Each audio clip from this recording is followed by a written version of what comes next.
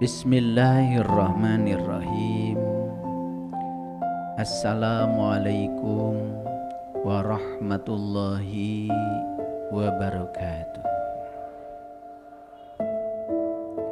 Salam sejahtera untuk kita semua. Om Swastiastu, Namo Buddhaya. Salam kebajikan, Sampurasun.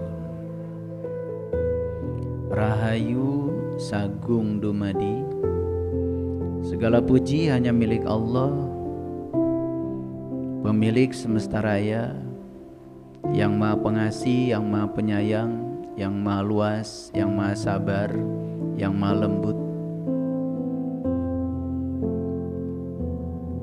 Dan kita harus sadar bahwa kita datang ke semesta ini diutus oleh Dia untuk menjadi kepanjangan tangannya, bukan untuk membuat rencana-rencana hidup baru, apalagi rencana itu berbeda dengan rencana Dia. Kebanyakan manusia yang menderita dalam kehidupan ini karena mereka lupa diri. Mereka sibuk membuat jadwal-jadwal baru, program-program baru, misi baru, visi baru yang berbeda dengan rencana Allah terhadap dirinya. Itulah pentingnya kita belajar untuk kembali pada kesadaran sejati kita. Saya percaya kalau kita semua bisa kembali di sini saat ini sekarang pada fitrahnya diri kita. Hidup itu nyaris gratis. Segala sesuatu datang tanpa upaya. Kita dihadirkan di tempat yang penuh berkah ini karena kita ada kesamaan frekuensi, kesamaan energi. Dan ini bukan peristiwa yang kebetulan, tetapi ini adalah koneksitas antar jiwa-jiwa yang terpilih, yang berada dalam satu kuanta, satu kuantum, satu frekuensi, satu paket energi. Dan kita juga harus percaya bahwa kita dipertemukan oleh Allah karena kita disuruh untuk saling mengisi, untuk saling menyempurnakan. Karena tidak ada pertemuan tanpa alasan, tidak ada peristiwa tanpa alasan. Setiap peristiwa, setiap pertemuan pasti ada alasan untuk terjadinya. Dan dibalik semua alasannya cuma satu, cinta kasih Allah, karena Dia sedang membentuk kita untuk menjadi diri kita sendiri, sedang mengembalikan diri kita untuk menjadi kembali seperti fitrahnya yang semula. Allah tidak pernah menghukum, Allah tidak pernah menyalahkan. Dia hanya memberitahu kepada kita bahwa jalan kita terlalu jauh tersesat, sehingga kita disuruh balik lagi ke fitrahnya diri kita yang semula. Siapapun yang sudah bisa mengalami innalillahi wa inna ilaihi rajiun di kehidupan yang sekarang, bukan pada saat mati, maka dia akan mengalami kehidupan yang penuh dengan kedamaian, keberkahan, keberlimpahan, kesucian, kemuliaan. Dan itulah hakikatnya hidup. Kita datang ke dunia ini bukan untuk sengsara, bukan untuk menderita. Makanya Allah menegaskan segala kebaikan dariku, tapi segala keburukan itu berasal dari ulah tanganmu sendiri. Oleh karena itu, mari kita belajar terus, meniti ke dalam diri, membangun kesadaran diri. Dan kita bersyukur hari ini kita diberi kesempatan untuk melanjutkan proses belajar kita di hari baru kita. Dan saya akan menyampaikan hal-hal baru, pikiran baru, karena sejatinya hidup kita selalu belajar hal baru. Hidup yang mengulang-ulang hal lama yang membosankan itu bukan hidup, itu konsistensi, itu patung namanya, itu bukan dinamika kehidupan. Oleh karenanya mari kita puji Dia bersama-sama membaca hamdalah. Alhamdulillah. Mari kita awali kajian kita hari ini bersama-sama merasakan kehadirannya, Dia berwujud nyata dalam diri kita. Dia adalah daya dalam diri kita yang membuat tubuh kita berwibawa, berdaya, yang membuat seluruh organ tubuh kita berfungsi. Tanpa kehadiran nafas, tubuh ini hanyalah songok daging yang tidak ada artinya apa-apa. La ta'khudhuhu sinatu wala naum. Dia tidak pernah tertidur, tidak pernah terkantuk. Yang tidak pernah tertidur, tidak pernah terkantuk dalam diri kita cuma satu, yaitu nafas kita. Kebayang ya kalau nafas ikut tidur, 5 menit saja kita sudah tidak ada di dunia lagi. Tetapi kita tidak menyadari. Baca ayat kursi setiap hari, tetapi tidak tahu dan sadar yang dibaca. Padahal di situ ada kata-kata yang indah, la ta'khudhuhu sinnatu wala naum. Dia tidak pernah tidur, tidak pernah ngantuk. Karena kita belajar ilmu tauhid kejauhan, lalu yang dekat tidak disadari. Yang gak pernah tidur, gak pernah ngantuk ya cuma nafas. Dan nafas adalah wujud nyata kehadiran Allah sang hidup dalam diri kita. Oleh karena itu mari kita awali kajian kita bersama-sama memohon ridhonya, memohon berkahnya, agar ilmu yang dialirkan semesta lewat saya yang tidak tahu apa-apa ini, yang tidak bisa apa-apa ini, yang tidak punya apa-apa ini, yang bukan siapa-siapa ini, menjadi ilmu yang sejati yang bisa menolong kita, yang bisa mensejahterakan lahir batin kita.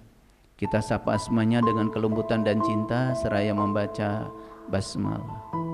Bismillahirrahmanirrahim. Para sahabat mungkin pernah lihat gunung batu. Pernah lihat? Gunung batu menjulang tinggi. Kelihatannya gersang walaupun gagah. Kenapa? Karena gunung batu tidak bisa menampung air. Walaupun dia terkena air hujan, dia tidak pernah bisa menyimpan air. Bahkan untuk tumbuh saja pohon-pohonan di sana menjadi sulit karena syarat tumbuh tidak ada, yaitu air. Berbeda dengan danau. Danau yang terbuka, danau yang ada di tempat yang rendah, danau yang kosong, maka dia selalu siap untuk menampung kehadiran air. Jadi syarat untuk bisa menampung kehadiran air ya sederhana. Yang pertama harus terbuka, yang kedua harus rendah, dan yang ketiga harus kosong. Itu saja. Dan kekosongan itulah yang akan membuat kita jadi penuh. Kalau kita penuh malah jadi kosong. Tapi kalau kita kosong malah jadi penuh. Orang membuat gelas, membuat piring, membuat ember, membuat panci. Kan yang dibutuhkan itu sebetulnya hanya yang kosongnya. Yang berguna itu yang kosongnya. Bapak Ibu beli emas, dipakai jadi gelang. Ya, yang mahal itu memang ya emasnya. Tapi yang dipakai kan bukan emasnya, yang kosongnya kok. Betul nggak? Nah, kita tidak sadar kalau ruang kosong ini adalah ruang kehidupan. Bahkan semua manusia pun sekarang sedang mengambil kehidupan dari ruang kosong. Makanya coba berani belajar kosong. Karena siapapun yang berani belajar kosong pasti akan isi. Tapi siapapun yang selalu isi akan kosong. Orang yang sombong, keras kepala, gagah-gagahan seperti gunung batu tidak akan bisa menampung air. Tapi orang yang rendah hati selalu merasa tidak tahu, walaupun dia banyak tahu. Maka dia akan selalu dialiri ilmu pengetahuan. Dan ilmu-ilmu pengetahuan yang sejati, yang disebut dengan ilmu laduni, yang dialirkan oleh semesta, hanya jatuh dan dititipkan pada orang-orang yang berani untuk kosong.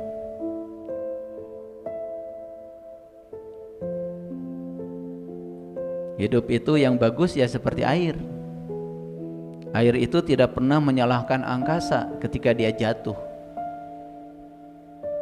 Dan air pun tidak pernah memilih ketika jatuh. Jatuh di tempat yang bersih, jatuh di tempat yang kotor, dia terima aja kejatuhannya. Dan tetap dia memberi manfaat. Kalau dia jatuh di tempat yang kotor, dia akan membersihkan. Dia jatuh di pohon, dia akan menghidupkan. Ya. Makanya orang-orang yang bijak tidak pernah jauh dari alam. Karena alam ini berisi tanda-tanda Tuhan. Makanya orang yang tidak bisa membaca tanda-tanda Allah di semesta ini kan disebut orang yang tertutup. Tertutup bahasa Arabnya adalah kafir. Walladzina kafaru bi ayati rabbihim.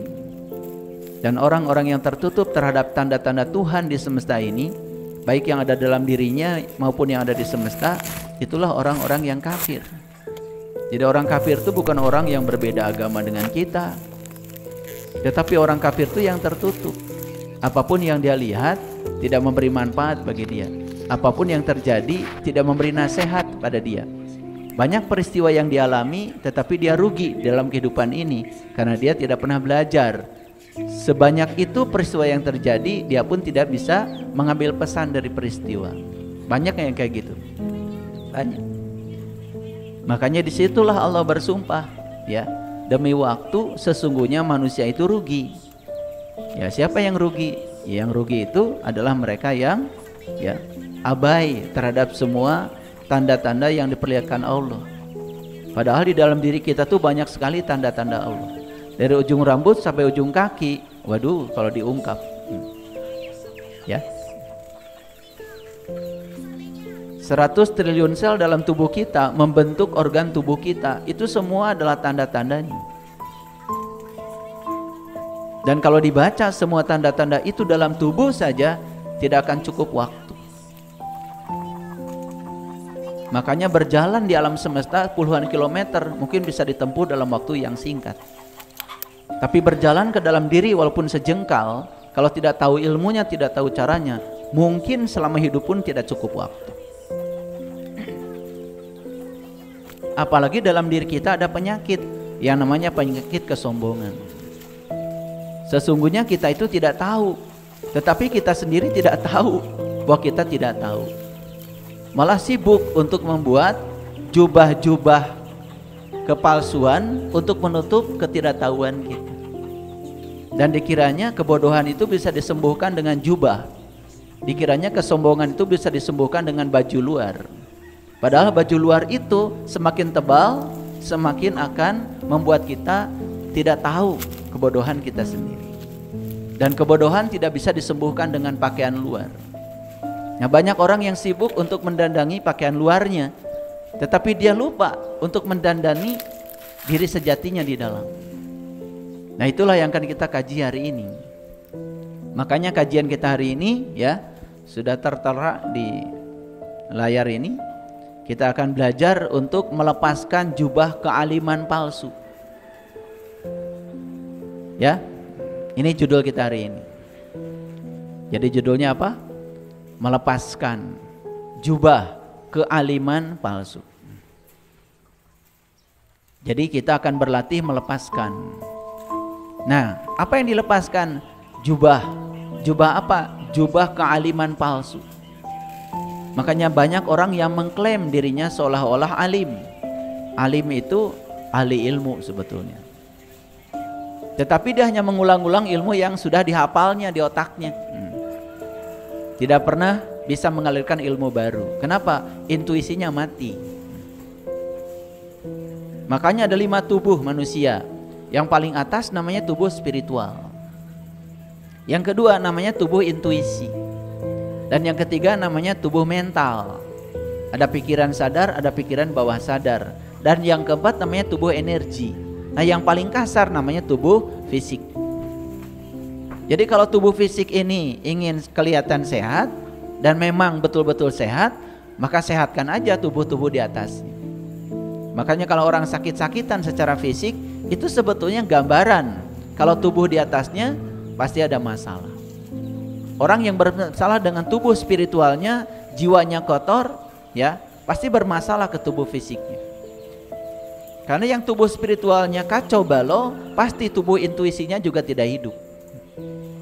Sehingga jalur intuisi untuk mengakses alam-alam tinggi dalam dirinya itu mengalami hambatan.